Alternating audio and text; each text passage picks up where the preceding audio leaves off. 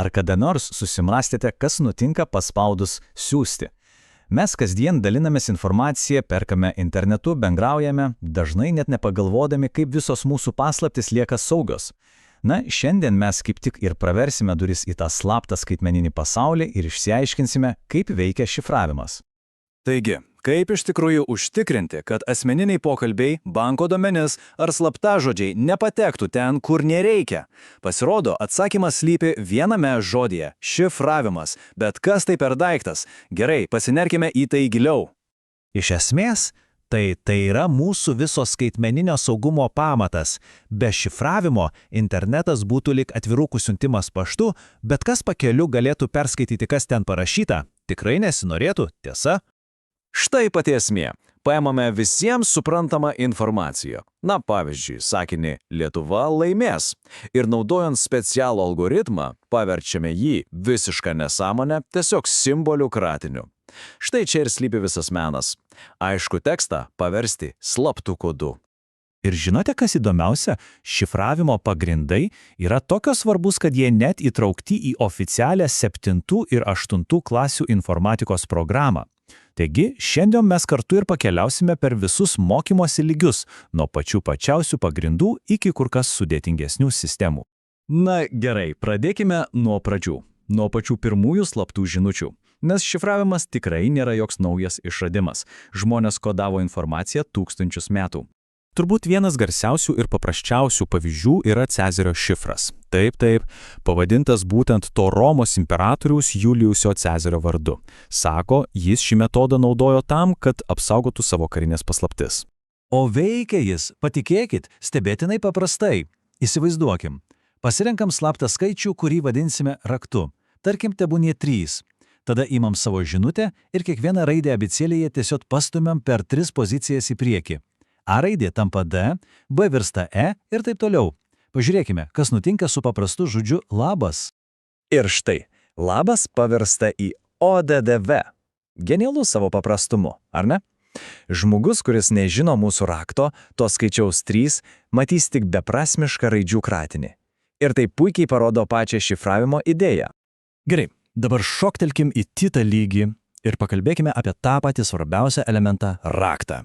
Būtent čia prasideda modernaus šifravimo supratimas, o pirmasis jo tipas vadinamas simetriniu šifravimu. Įsivaizduokime paprastą namo raktą. Juk tuo pačiu raktu mes ir užrakiname duris ir jas atrakiname. Simetrinis šifravimas veikia lygiai taip pat. Tas pats vienintelis slaptasis raktas naudojamas ir žinutei užkoduoti ir vėliau jai iškoduoti.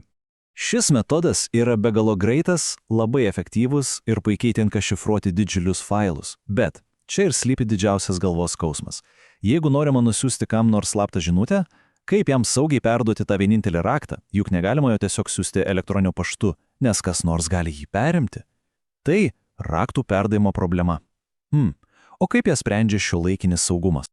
Būtent šią problemą, šį galvosūkį ir sprendžia technologijos, kurias mes naudojame kiekvieną mielą dieną. Pažvelkime, kaip šifravimas veikia mūsų telefonuose ar kompiuteriuose. Tokios programėlės kaip Signal ar WhatsApp, taip pat visos saugios interneto svetainės, kurių adresas prasideda HTTPS, naudoja kur kas gudresnį būdą. Jis vadinasi asimetriškas šifravimas ir jis genialiai išsprendžia tą rakto perdavimo problemą. Vietoj vieno rakto dabar naudojami 2 – viešasis ir privatus. Geriausia analogija čia – pašto dėžutė. Viešasis raktas yra tarsi tos pašto dėžutės adresas ir angą laiškams. Jį galima duoti bet kam. Bet kas gali įmesti laišką, kitaip tariant, užšifruoti žinutę. Tačiau tik dėžutės savininkas turi privatų raktą, su kuriuo gali ją atidaryti ir perskaityti tą laišką. Esmė ta, kad privatus raktas niekada nekeliauja internetu, jis lieka saugus pas savo savininką. Gerai, dabar, kai jau susipažinome su abiem pagrindiniais metodais, pats laikas juos sugretinti, palyginti ir pažveikti, kur link juda visa duomenų saugumo ateitis. Ši lentelė puikiai viską sudėlioja į vietas.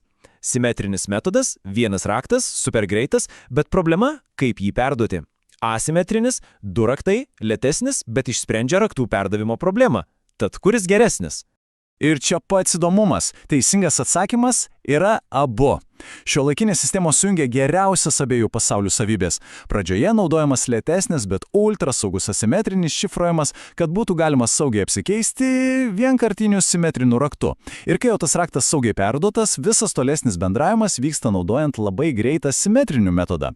Taip gauname ir saugumą, ir greitį. Tai yra hibridinio šifravimo esmė. Taigi, nuo Cazario laikų iki šiandienos šifravimas nuėjo tikrai ilgą kelią. Bet technologijų pasaulis niekada nemiega. Jau dabar mokslininkai kuria kvantinius kompiuterius, kurie teoriškai galėtų įveikti dabartinius šifravimo metodus. Tai reiškia, kad slaptų kodų lenktynės tęsiasi. Ir klausimas lieka atviras. Ar ateityje mes sugebėsime sukurti dar stipresnius šifrus, kad apsaugotume savo nuolat augantį skaitmeninį pasaulį?